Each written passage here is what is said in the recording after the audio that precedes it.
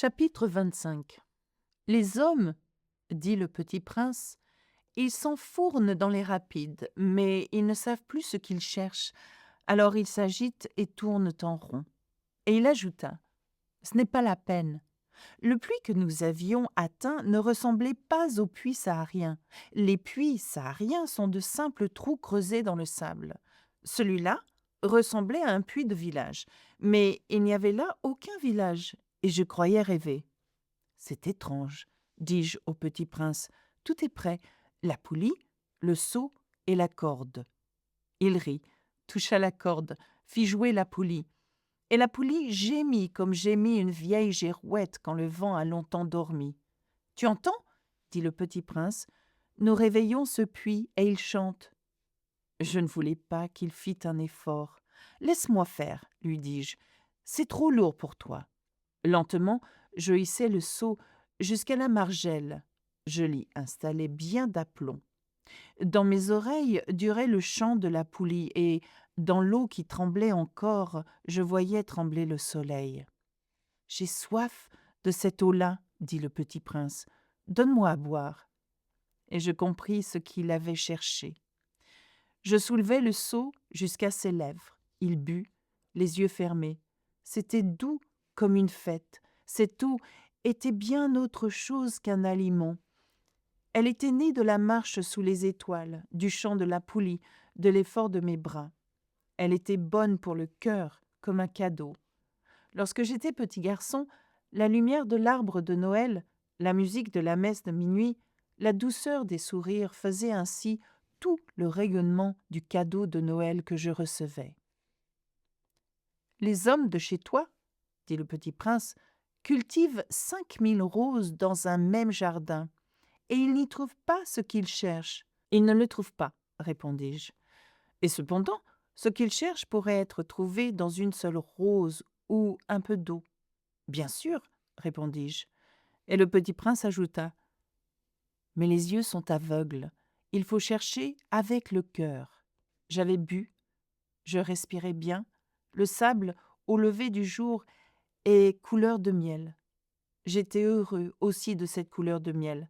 Pourquoi fallait-il que j'eusse de la peine ? « Il faut que tu tiennes ta promesse, me dit doucement le petit prince, qui, de nouveau, s'était assis auprès de moi. « Quelle promesse ? Tu sais, une muselière pour mon mouton. Je suis responsable de cette fleur. » Je sortis de ma poche mes ébauches de dessin. Le petit prince les aperçut et dit en riant, « Tes baobabs, ils ressemblent un peu à des choux. » Oh ! Moi qui étais si fière des baobabs. Ton renard, ses oreilles, elles ressemblent un peu à des cornes. Elles sont trop longues. Et il rit encore. « Tu es injuste, petit bonhomme. Je ne savais rien dessiner que les boas fermés et les boas ouverts. »« Oh, ça ira, dit-il. Les enfants savent. » Je crayonnai donc une muselière, et j'eus le cœur serré en la lui donnant. « Tu as des projets que j'ignore. » Mais il ne me répondit pas. Il me dit, « Tu sais, ma chute sur la terre. C'en sera demain l'anniversaire. » Puis, après un silence, il dit encore, « J'étais tombé tout près d'ici. » Et il rougit. Et de nouveau, sans comprendre pourquoi, j'éprouvais un chagrin bizarre. Cependant, une question me vint. « Alors, ce n'est pas par hasard que, le matin où je t'ai connu, il y a 8 jours, tu te promenais comme ça, tout seul, à 1000 milles de toutes les régions habitées. Tu retournais vers le point de ta chute ?» Le petit prince rougit encore. Et j'ajoutai, en hésitant, « À cause peut-être de l'anniversaire ?» Le petit prince rougit de nouveau. Il ne répondait jamais aux questions, mais quand on rougit, ça signifie « oui », n'est-ce pas ? « Ah !» lui dis-je, « j'ai peur. » Mais il me répondit, « Tu dois maintenant travailler. Tu dois repartir vers ta machine. Je t'attends ici. Reviens demain soir. » Mais je n'étais pas rassurée. Je me souvenais du renard. On risque de pleurer un peu si l'on s'est laissé apprivoiser. Chapitre 26. Il y avait, à côté du puits, une ruine de vieux murs de pierre. Lorsque je revins de mon travail, le lendemain soir, j'aperçus de loin mon petit prince assis là-haut, les jambes pendantes, et je l'entendis qui parlait. Tu ne t'en souviens donc pas, disait-il. Ce n'est pas tout à fait ici. Une autre voix lui répondit sans doute, puisqu'il répliqua. Si, si, c'est bien le jour, mais ce n'est pas ici l'endroit. Je poursuivis ma marche vers le mur. Je ne voyais ni n'entendais toujours personne. Pourtant, le petit prince répliqua de nouveau. Bien sûr, tu verras où commence ma trace dans le sable. Tu n'as qu'à m'y attendre. J'y serai cette nuit. J'étais à 20 mètres du mur et je ne voyais toujours rien. Le petit prince dit encore, après un silence. Tu as du bon venin? Tu es sûr de ne pas me faire souffrir longtemps?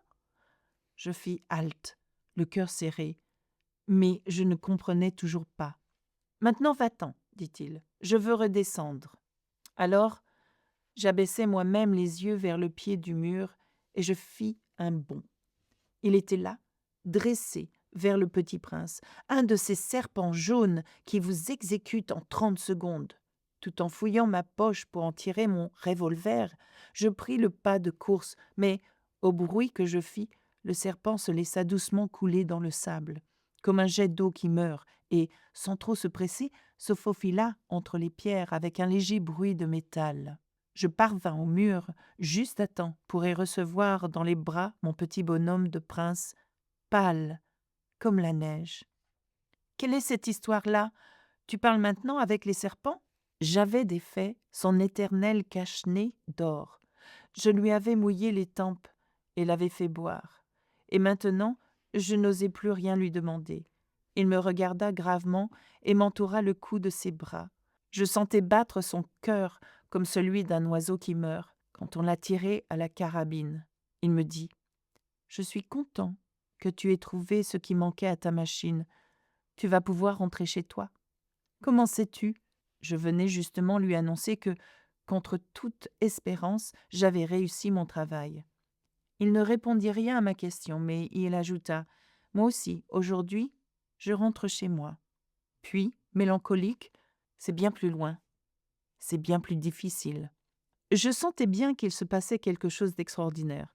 Je le serrais dans les bras comme un petit enfant, et cependant, il me semblait qu'il coulait verticalement dans un abîme sans que je pusse rien pour le retenir.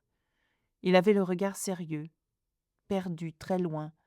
J'ai ton mouton et j'ai la caisse pour le mouton et j'ai la muselière. Et il sourit avec mélancolie. J'attendis longtemps. Je sentais qu'il se réchauffait peu à peu. Petit bonhomme, tu as eu peur? Il avait eu peur, bien sûr, mais il rit doucement. J'aurais bien plus peur ce soir. De nouveau, je me sentis glacée par le sentiment de l'irréparable, et je compris que je ne supportais pas l'idée de ne plus jamais entendre ce rire. C'était pour moi comme une fontaine dans le désert. Petit bonhomme, je veux encore t'entendre rire. Mais il me dit, cette nuit, ça fera 1 an. Mon étoile se trouvera juste au-dessus de l'endroit où je suis tombée l'année dernière. Petit bonhomme, n'est-ce pas que c'est un mauvais rêve, cette histoire de serpent et de rendez-vous et d'étoiles? Mais il ne répondit pas à ma question. Il me dit, ce qui est important, ça ne se voit pas. Bien sûr. C'est comme pour la fleur. Si tu aimes une fleur qui se trouve dans une étoile, c'est doux, la nuit, de regarder le ciel. Toutes les étoiles sont fleuries. Bien sûr. C'est comme pour l'eau. Celle que tu m'as donnée à boire était comme une musique à cause de la poulie et de la corde. Tu te rappelles? Elle était bonne. Bien sûr. Tu regarderas la nuit les étoiles. C'est trop petit chez moi pour que je te montre où se trouve la mienne. C'est mieux comme ça. Mon étoile, ce sera pour toi une des étoiles. Alors, toutes les étoiles, tu aimeras les regarder. Elles seront toutes tes amies. Et puis, je vais te faire un cadeau. Il rit encore. Ah, petit bonhomme, j'aime entendre ce rire. Justement, ce sera mon cadeau. Ce sera comme pour l'eau. Que veux-tu dire? Les gens ont des étoiles qui ne sont pas les mêmes.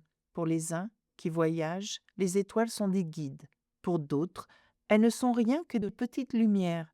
Pour d'autres, qui sont savants, elles sont des problèmes. Pour mon businessman, elles étaient de l'or.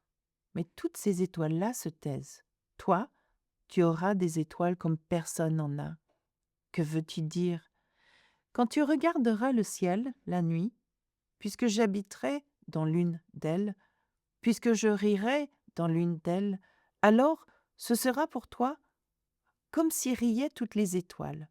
Tu auras, toi, des étoiles qui savent rire. Et il rit encore. Et quand tu seras consolé, on se console toujours, tu seras content de m'avoir connu. Tu seras toujours mon ami. Tu auras envie de rire avec moi. Et tu ouvriras parfois ta fenêtre comme ça pour le plaisir. Et tes amis seront bien étonnés de te voir rire en regardant le ciel. Alors tu leur diras « Oui, les étoiles, ça me fait toujours rire. » Et ils te croiront fou. Je t'aurai joué un bien vilain tour. Et il rit encore. Ce sera comme si je t'avais donné, au lieu d'étoiles, des tas de petits grelots qui savent rire. Et il rit encore. Puis il redevint sérieux. Cette nuit, tu sais, ne viens pas. Je ne te quitterai pas. J'aurai l'air d'avoir mal. J'aurai un peu l'air de mourir. C'est comme ça. Ne viens pas voir ça. Ce n'est pas la peine. Je ne te quitterai pas. Mais il était soucieux. Je te dis ça, c'est à cause aussi du serpent. Il ne faut pas qu'il te morde. Les serpents, c'est méchant. Ça peut mordre pour le plaisir. Je ne te quitterai pas. Mais quelque chose le rassura. C'est vrai qu'ils n'ont plus de venin pour la seconde morsure. Cette nuit-là, je ne le vis pas se mettre en route. Il s'était évadé sans bruit. Quand je réussis à le rejoindre, il marchait décidé d'un pas rapide. Il me dit seulement « Ah, tu es là ?» Et il me prit par la main, mais il se tourmenta encore. « Tu as eu tort. Tu auras de la peine. J'aurai l'air d'être mort, et ce ne sera pas vrai. » Moi, je me taisais. « Tu comprends, c'est trop loin. Je ne peux pas emporter ce corps-là. C'est trop lourd. » Moi, je me taisais. « Mais ce sera comme une vieille écorce abandonnée. Ce n'est pas triste, les vieilles écorces. » Moi, je me taisais. Il se découragea un peu, mais il fit encore un effort. « Ce sera gentil, tu sais. Moi aussi, je regarderai les étoiles. Toutes les étoiles seront des puits avec une poulie rouillée. Toutes les étoiles me verseront à boire. » Moi, je me taisais. « Ce sera tellement amusant. Tu auras 500 millions de grelots. J'aurai 500 millions de fontaines. » Et il se tut aussi, parce qu'il pleurait. « C'est là.